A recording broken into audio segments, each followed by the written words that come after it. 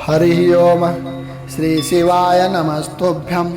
ओम नमः शिवाय। प्राचीन काल में भीम नामक एक महाप्रतापी राक्षस था। वह कामरूप प्रदेश में अपनी मां के साथ रहता था।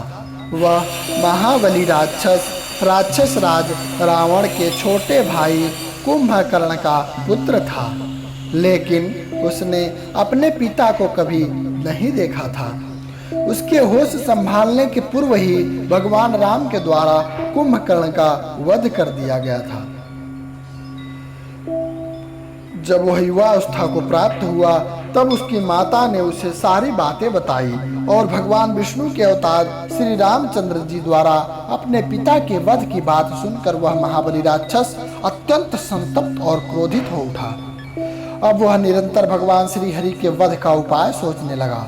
उसने अपने अभीष्ट की प्राप्ति के लिए 1000 वर्ष तक कठिन तपस्या की। उसकी तपस्या से प्रसन्न होकर ब्रह्मा जी ने उसे लोक विजयी होने का वर दे दिया। अब तो वह राक्षस ब्रह्मा जी के उस वर के प्रभाव से सारे प्राणियों को पीड़ित करने लगा। उसने देवलोक पर आक्रमण करके इंद्र आदि सारे देवताओं को वहां से बाहर निकाल दिया। पूरे देवलोक पर अब भीम का अधिकार हो गया। इसके बाद उसने भगवान श्री हरि को भी युद्ध में परास्त किया।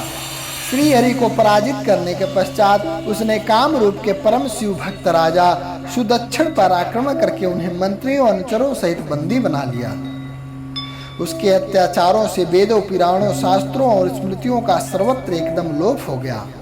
वह किसी को कोई धार्मिक कृत्य नहीं करने देता था। इस प्रकार यज्ञ, दान, तप, स्वाध्याय आदि के सारे काम एकदम रुक से गए। उसके अत्याचार की भीषणता से घबराकर ऋषि मुनि और देवगण भगवान शिव की शरण गए और उनसे अपना तथा अन्य सारे प्राणियों का दुख कहा। उनकी यह प्रार्थना सुनकर भगवान शिव ने कहा, मैं शीघ्र ही उस अत्याचारी राक्षस का संहार करूंगा। उसने मेरे प्रिय भक्त कामरूप नरेश सुदक्षिण को भी सेवकों सहित बंदी बना लिया है। वह अत्याचारी असुर अब और अधिक जीवित रहने का अधिकारी नहीं रह गया है। भगवान शिव से यह आश्वासन पाकर ऋषि मुनि और देवगण अपने अपने स्थान को वापस लौट गए। इधर राक्षस भीम के बंदी गृह में पड़े हुए राजा सुदक्षिण ने भगवान शिव का ध्यान किया। वे अपने सामने पार्थिव शिवलिंग रख कर अर्चना कर रहे थे। उन्हें ऐसा करते देख क्रोधोन्मत्त होकर राक्षस भीम ने अपनी तलवार से उस पार्थिव शिवलिंग पर प्रहार किया,